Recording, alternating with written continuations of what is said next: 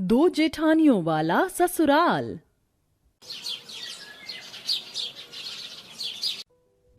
अरे सीधी बैठ जा, करने क्यों नहीं दे रही है मुझे? माँ बस करो ना माँ, मैं थक चुकी हूँ, मेरे बालों में दर्द हो रहा है। वैसे भी मुझे तेल डलवाना बालों में पसंद नहीं है। जब ही तो ये घास जैसे बाल कर लिए हैं तूने, कुछ ही महीनों में शादी हो जाएगी तेरी। बस एक अच्छा सा लड़का मिल जाए, जल्दी शादी कर दूंगी। और मैं चाहती हूँ कि तू किसी घर की जेठानी बने, मेरी तरह देवरानी नहीं, वरना घर में ही पिसती रह जाएगी अपनी जेठानी से। ऐसा कुछ भी होता है क्या माँ? और क्या, अपनी ताई जी को देख, कितनी चाल पट्टी खेलती है। ये बात तो तुमने बिल्कुल ठीक कही माँ, पर अब जो नसीब में है वही देंगे ना भगवान जी तो। हाँ ये भी है, मैं तो बस अपनी इच्छा और तजुर्बे से बता रही थी। माँ मुझे इसकी चिंता नहीं, पर मैं सांवली हूँ, मेरे लिए अच्छा रिश्ता आएगा भी या नहीं? आप तो जानती हैं, स्कूल में और यहाँ पर भी सबने कितना मेरा मजाक उड़ाया है। बेटा फालतू लोगों का काम होता है लोगों की जिंदगी में दखल अंदाजी देकर उन्हें परेशान करना, पर तू इन सब बातों पर ध्यान मत दे। मैं जानती हूँ अपनी बेटी को, तू बहुत अच्छी है। और रंग में क्या रखा है, भले ही सांवली हो, लेकिन तेरे नैन नक्श और स्वभाव बहुत अच्छे हैं। थैंक यू माँ, आपकी बात से ही मैं मोटिवेट हो जाती हूँ। सुजाता अपनी माँ की इकलौती बेटी थी, जिसके कुछ महीनों में अमीर घराने के तीसरे छोटे बेटे अबीर से शादी तय हो जाती है। फिर चट मंगनी और पट ब्याह हो जाता है। अब सास सुमित्रा बहू का खूब अच्छे से गृह प्रवेश करवाती है। अरे वाह, मेरी बहू के नैन नक्श तो बहुत अच्छे हैं, रंग सांवला हुआ तो क्या हुआ। माँ जी आपको कहाँ से सुंदर लग रही है ये? अपनी देवरानी से तो हम दोनों जेठानियां ही गोरी हैं। हाँ माँ जी, आपको क्या सुंदर नजर आया हमारे देवर जी के लिए इसमें? वही जो मुझे तुम में नहीं दिखा, वो मुझे इसमें दिखा। आजा बहू, अपने पैर और हाथ के छाप बना दे इस कपड़े पे। जी माँ जी। ये कहकर सुजाता एक मलमल के कपड़े पर अपने पैर और हाथ के छाप बना देती है। सास की बात सुन दोनों घमंडी जेठानी का चेहरा उतर गया था, तो रसोई में दोनों थाल पटक कर कहती हैं, मानसी देखा ना तूने, माँ जी ने कैसे उस देवरानी के आते ही हमें ताना कस दिया। हाँ दीदी।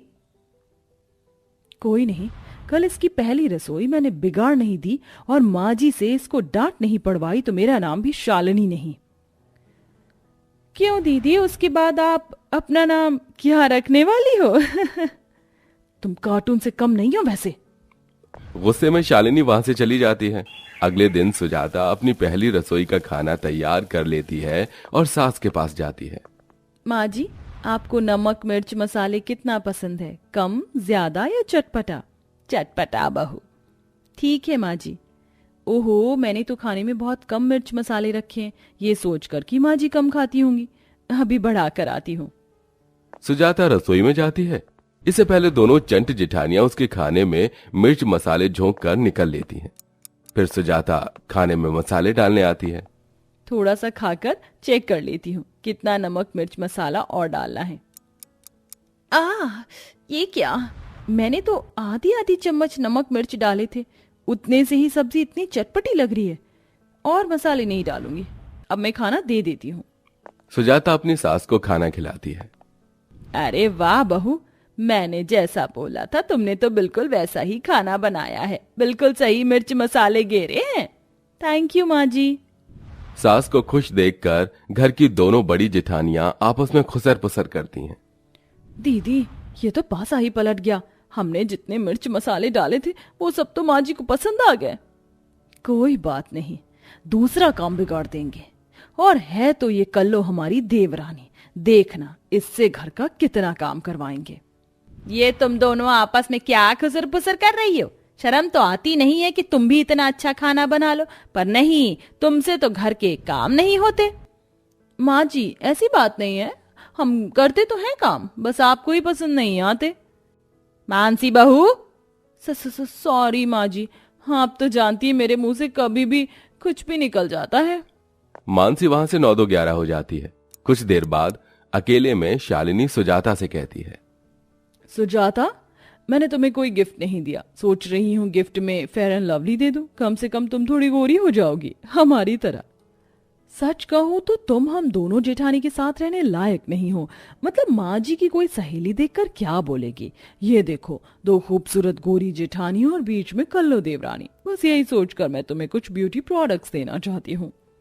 नहीं दीदी, आपने मेरे बारे में इतना सोचा है, ये बहुत है। मुझे तोहफे में कुछ नहीं चाहिए। ओह, ऐसा क्या? वैसे ये सब कभी यूज नहीं किया होगा, गरीब घर से भी तो हो।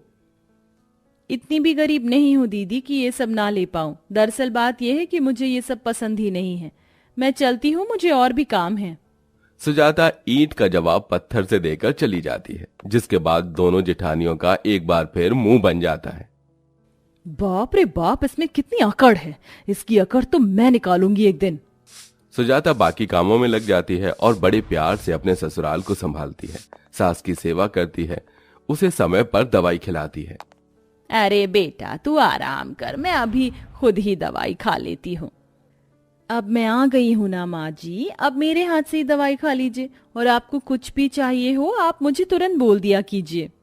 बहू तो बहुत प्यारी बच्ची है। इतना ख्याल तो मेरा उन दोनों निकम्मी ने भी नहीं रखा। बुखार में रहती थी तब भी मेरे से पूछने नहीं आती थी, और तू तो हर 2 मिनट में आती रहती है।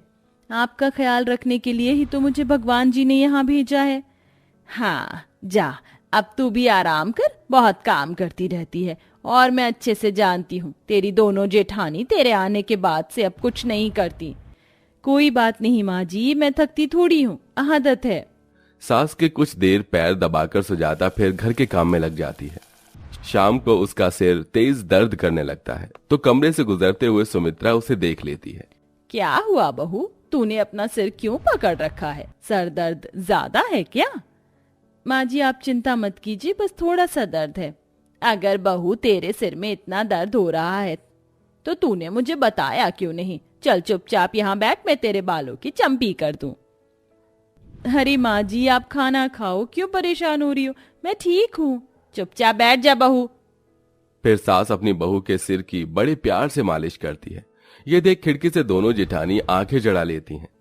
देख रही हो दीदी, कैसे माँ जी 4 दिन की आई देवरानी पर प्यार लुटा रही हैं। ऐसा तो कभी हमें भी प्यार नहीं किया। अब तो हद ही हो गई। माँ जी इस कल्लो पर प्यार लुटा रही हैं, अब तो इसकी जिंदगी नरक बनाकर रखूंगी। वक्त गुजरता है, एक तरफ सास और सुजाता का प्यार बढ़ता रहता है। इन्हीं चीजों से परेशान होकर दोनों जेठानियां अब देवरानी को टॉर्चर करने लगती हैं। कभी उसके लगाए पोछे पर पानी डाल देती हैं तो कभी टांग अड़ाकर उसे गिरा देती हैं। जेठानी जी, मैंने आपका क्या बिगाड़ा है जो आप मुझे आए दिन परेशान करती रहती हैं? सिर्फ आप दोनों की वजह से मैं किसी से कुछ नहीं कहती हूँ, चुपचाप सहती रहती हूँ। हाँ तो कहना भी मत, वरना तुम्हें ससुराल से निकाल दिया जाएगा। वैसे भी तुम जैसी कल्लो माई की शादी भी कहाँ हो रही थी। बेटा ये तुम्हारा ससुराल नहीं, 2 जेठानियों का ससुराल है। तुम्हारे साथ ऐसा ही होगा। बड़ा प्यार बटोरती हो ना माँ जी से। शायद मुझे चुप ही रहना होगा, वरना मेरे मम्मी पापा को बहुत बुरा लगेगा। दोनों जेठानी की गुंडागर्दी की वजह से बेचारी सुजाता अब घर में डरी सहमी सी रहती थी। लेकिन एक दिन सुमित्रा उसकी दशा देखकर पूछती है। बहू देख, मुझे कुछ अजीब लग रहा है। तुझे मेरे सिर की कसम बता, तेरे साथ मेरे बेटे या बहू ने कुछ नाइंसाफी की है तो मैं उसे बराबर सजा दूंगी। यहाँ लड़का लड़की नहीं देखा जाता, तू बस बता मुझको। नहीं माँ जी, कुछ नहीं। बहू नहीं बताएगी?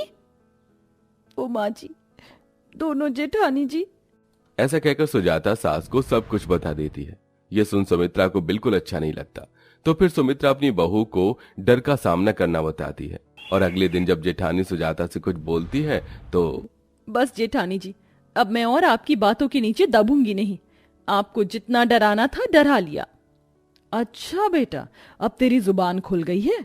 जानती है ना तुझे इस घर से निकाल देंगे हम। अच्छा, जरा मैं अभी तो देखूं कौन मेरी बहू को इस घर से निकालेगा मेरे होते हुए। माँ जी आ गई दीदी। क्या हुआ? तुम दोनों के चेहरे की हवाइयां क्यों उड़ गई? मेरे पीठ पीछे मेरी बहू को तो बहुत परेशान कर रहे थे, सिर्फ इसलिए कि मैं उसे लाड प्यार करती हूँ। तो तुम उसके साथ ऐसी हरकतें करोगी? और वो काली हुई तो इसमें मजाक उड़ाने वाली कौन सी बात थी? तुम गोरी हो तो घमंड करोगी? माँ जी, आपको इस काली बहू में ऐसा क्या दिख गया जो आप इस पर अपना प्यार लुटा रही हैं? आपने हमें तो कभी नहीं किया। ये तो इतना दहेज भी नहीं लेकर आई। बस ये जो तुमने अभी बोला है ना कि तुम्हारी सोच को दर्शाती है। तुमने इसे कितना टॉर्चर किया, बेचारी डरी सहमी सी रहती थी। मजाल है इसने एक चूंबी की। वो तो मेरे कहने पर इसने सब कुछ बताया और अब मैं ही फैसला करती हूँ कि मैं तुम्हें इस घर से बाहर निकाल रही हूँ, क्योंकि मैं किसी के साथ अन्याय नहीं देख सकती। अरे जब तुम भी नई नई बहू बनकर आई थी तो मैंने तुम पर भी प्यार लुटाया था। अगर थोड़ा सा प्यार उसे दे दूंगी तो तुम ऐसे करने लगोगे? मेरे लिए तीनों बराबर हो। नहीं नहीं माँ जी, हमें इस घर से बाहर मत निकालिए, हमें गलतफहमी हो गई थी, अब हमें अकल आ गई है। हाँ माँ जी, मैं भूल गई थी कि सुजाता भी आपके प्यार की बराबर की हकदार है। और जहां तक हमारे पैसे, रुतबे और गोरेपन के घमंड की बात है तो हम ऐसी बातें आगे से कभी नहीं करेंगे। सुजाता, माफ कर दो। अरे दीदी, आप बड़ी हैं, ऐसे हाथ मत जोड़िए, हम भी इंसान हैं, कभी कभी गलती किसी से भी हो जाती है। माँ जी, इन्हें माफ कर दीजिए, घर से जाने को मत कहिए। ठीक है। तभी सास अपनी बाहें फैलाती है और तीनों बहू उससे लिपट जाती हैं और तीनों बहू मिलकर खुशी खुशी रहने लगती हैं।